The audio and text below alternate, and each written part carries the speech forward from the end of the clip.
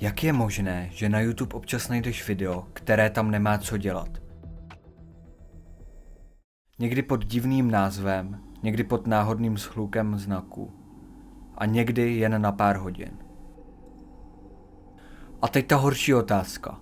Pokud to YouTube kontroluje, jak to, že to nedokážeš vždycky rozeznat?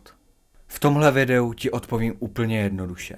Co lidi myslí dark web videem na YouTube? Proč se zakázaný obsah občas objeví i přes pravidla? A proč se často schovává za divné názvy nebo kódové výrazy? Na konci ti řeknu, jestli tě video jen manipuluje, anebo se jedná o problém. Většinou ne. Dark web je často jen kulisa. Tahle videa bývají ve skutečnosti mix. Hororové atmosféry, internetových legend a občas i reálně závadného obsahu.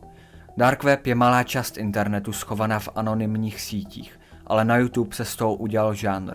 A žánr prodává. Protože slovo dark v hlavě zní jako zakázaná místnost. A my se chceme podívat klíčovou dírkou. Protože YouTube je obří stroj a moderace, je kombinace automatů a lidí. YouTube sám popisuje, že používá automatickou detekci i hlášení od lidí a že hodně věcí odhalí automaticky. Ale hodně neznamená všechno. A tady jsou 4 nejčastější důvody, proč něco zakázaného může chvíli proklouznout. I kdyby byl systém skvělý, objem je problém. V každé sekundě se nahrává obrovské množství obsahu a kontrola není kouzlo, je to logistika. Automat umí dobře chytat vzory, které už zná, ale když je obsah přestříhaný, zkrácený, upravený, například rozmazání, zrcadlení nebo filtrování, tak se dá hůř rozeznat, co to vlastně je. Část věcí nezachytí automat hned, zachytí to až lidi. A YouTube má i data o tom, odkud přichází první detekce, automat nebo člověk. A teď si představ, video se nahraje, rychle získá pár zhlédnutí, pak ho někdo nahlásí a teprve potom se řeší. Tady přichází ten děsivý detail. Některý obsah je zabalený tak, že na první pohled působí jako meme. Gameplay, random střih, ale význam je jinde.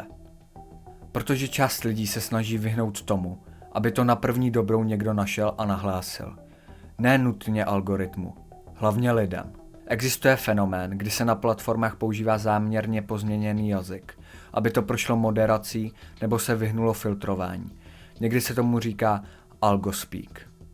Důležité je, že každý divný název neznamená, že je to zlo, ale když se někdo snaží schovat význam, dává to často poznat 3 znaky.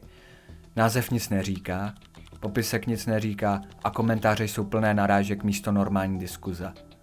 Je to jako šeptání ve tmě. Kdo ví, ten ví. A ostatní jen cítí, že je něco špatně. Většina videí, co si hraje na extrém, je fake nebo clickbait, protože šok přitahuje zhlédnutí.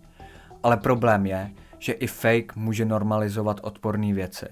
A občas se reálně může objevit obsah, který porušuje pravidla proti násilnému nebo šokujícímu materiálu.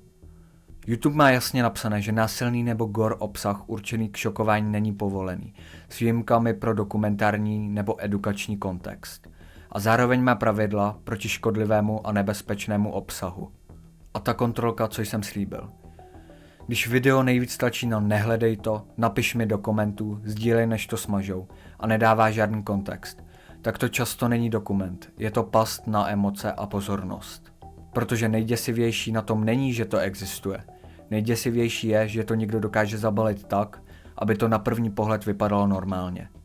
Jestli chceš, klidně udělám druhý díl o tom, jak funguje moderace na YouTube a proč někdy YouTube maže videa dřív a někdy díl. Když tak mi napiš do komentů. Já ti nechci dělat návod, jak tyhle věci hledat. Já chci, aby lidi chápali, proč to vzniká a proč je lepší to reportnout, než z toho dělat challenge.